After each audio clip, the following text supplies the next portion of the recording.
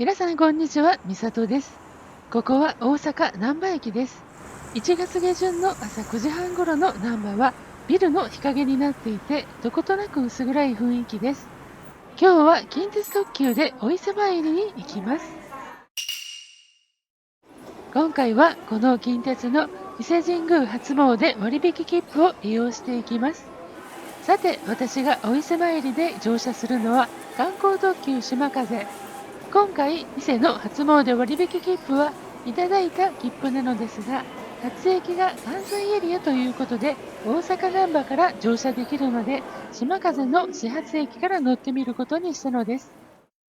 発車の20分前に私の乗る島風が桜川駅方面に配送されて行きました。だいぶ早めにホームに降りましたが、大阪難波で待っていると、アーバンライナーネクストやミスタカーなど、いろんな列車が行き交い、退屈しません。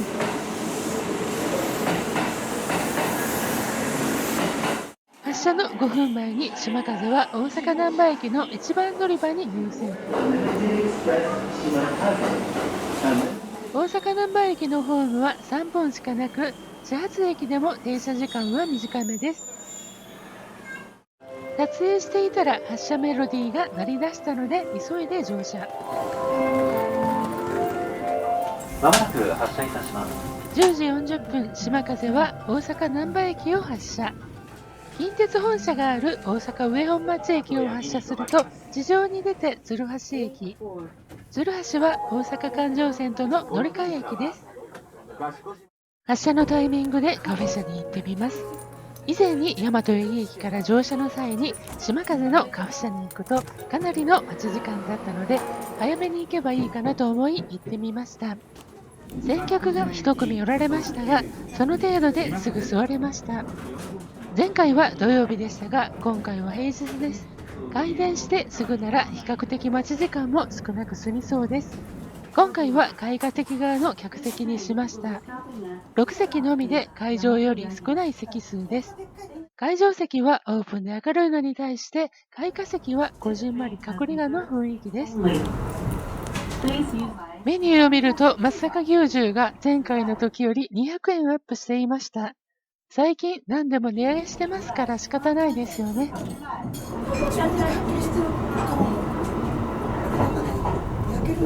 今回は松阪牛カレーにしました。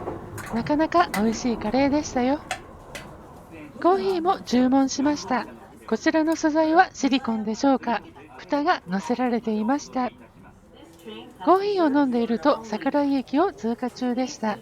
開花席の窓の高さはこんな感じです。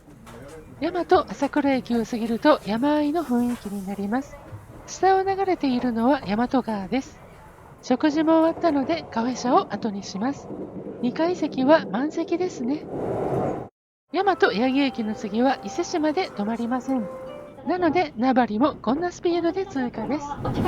伊賀神戸を通過すると伊賀鉄道の電車が見えました。この辺りは伊賀の国です。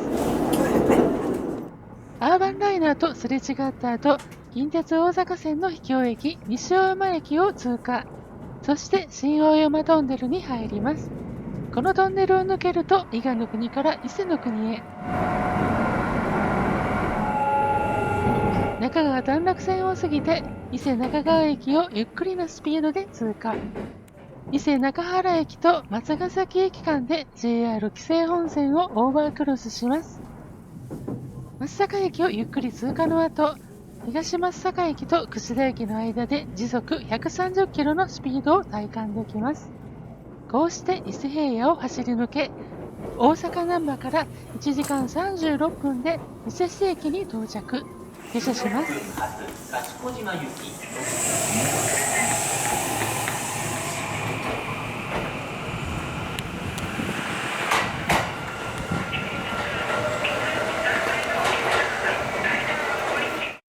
近鉄の伊勢市駅は JR 東海の伊勢市駅と同じ場所ですが、伊勢神宮の下宮は JR 側にあるのでそちらへ向かいます。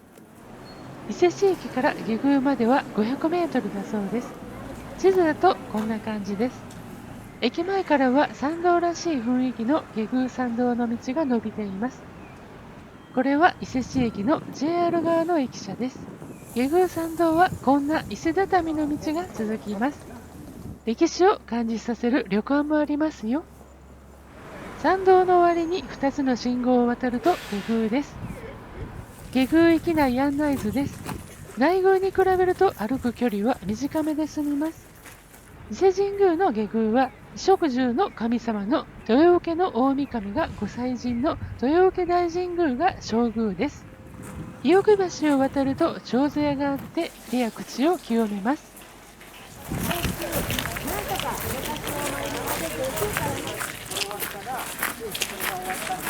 しばらく歩くと下宮神楽殿があり、その奥に正宮があります。まず正宮で参拝。中の撮影はできません。ここが一番参拝者が多いですね。次に別宮の高宮へ、他にも風宮、土宮へお参りします。こうして別宮の参拝を終えて下宮神楽殿へ。ここで今回私が利用している近鉄の伊勢神宮初詣割引切符の参拝記念の記念品を受け取ります。その年の干支にちなんだ陶器のミニサイズの置物です。小さいんですけど、この大きさなら旅をしていても荷物にならないのが良いです。こんな感じで下宮の参拝は終わりました。ゆっくり撮影しながらでしたが、駅を出てから1時間ほどの参拝でした。次は内宮に向かいます。下宮と内宮を結ぶバス。普段でも本数はそこそこありますが、この1月は初詣時期とあってかなりの高頻度で運行でした。多分このバスも臨時便なので、普段の路線バスでなくて応援の車両という感じがします。バスの車両はあまり詳しくないので、間違っていたらコメントくださいね。10分ほど乗車して猿田彦神社前で下車しました。内宮へ行く前に猿田彦神社に立ち寄ります。猿田彦神社は道開きの神様をお祭りされています。何か物事を始めるとき、迷ったときに良い方向へ導いていただけそう。神社内には芸能の神様として知られる猿目神社があり、神社の上り旗には芸能人の方のお名前がありました。猿田彦神社を後にして内宮へ向かいます。内宮へ向かう途中におかげ横丁を通って行きます。1月ということもあるんでしょうけど、ここは人が多いです。これでも平日なんですけどね。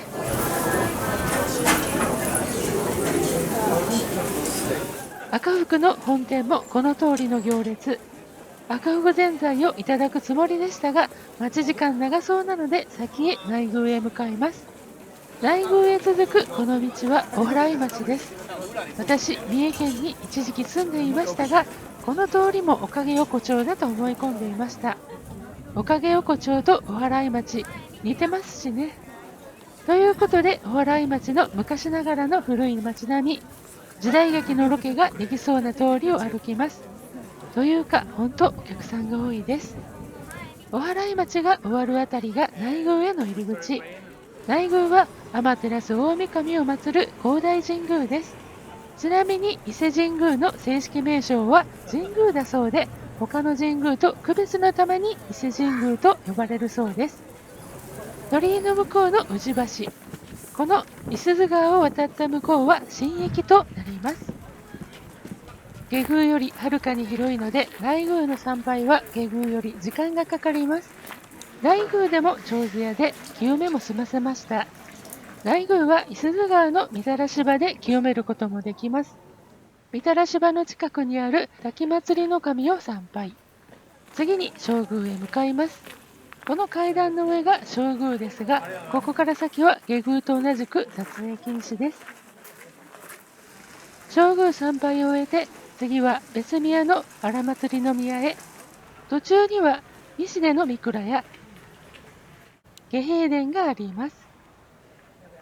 そして荒祭の宮です。天照大神の荒御霊をお祭りしている内宮の第一別宮です。次に別宮の風日の御宮です。こちらは雨風を司る神様をお祭りしています。内宮の神楽殿を通りまして、宇治橋の近くに戻ったところにある大山積神社と小安神社へ。どちらも内宮の所管者です。小安神社は名前の通り安産子授けの神様です。ということで内宮参拝を終えたので宇治橋を渡ります。日も傾いてきて夕方4時も過ぎました。内宮そばには赤福の内宮前支店があるのでちょっと休憩。この時間で赤福は売り切れで残念と諦めかけましたが、イートインは可能でした。赤福ぜんざいを食べたかったのですが、時間が夕方4時半となり、ぜんざいを食べたら夕飯に影響しそうなので今日は見送り、赤福本と抹茶にしました。赤福本は要はイートインな赤福ってことです。今日はお伊勢参りをしてバスに乗っていた以外は休憩なしでした。赤福をいただいてほっと一息。撮影をしていなければ少し時間の余裕があるのですが、私の旅の現場は実はハードスケジュールだったりします。赤福内宮前支店から歩いて三重交通の内宮前バス停に向かいます。乗り合い自動車内宮前駅という看板が上がっています。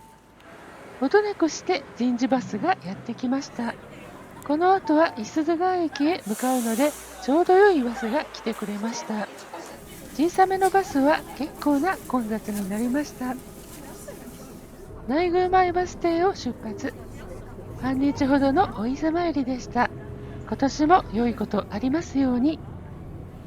10分ほど走ると五十鈴川駅に到着、下車します。さて、奈良県からお伊勢参りに来た私。奈良からお伊勢参りは十分日帰り圏内で、このまま帰っても良いのですが、今回利用の近鉄の伊勢神宮初詣割引切符は有効期間3日間もあります。せっかくなので今回は宿泊の旅にしました。行きの島数で下車した伊勢市駅でスーツケースをコインロッカーに預けてまして、スーツケースを引き取りに大阪上本町行き急行で移動。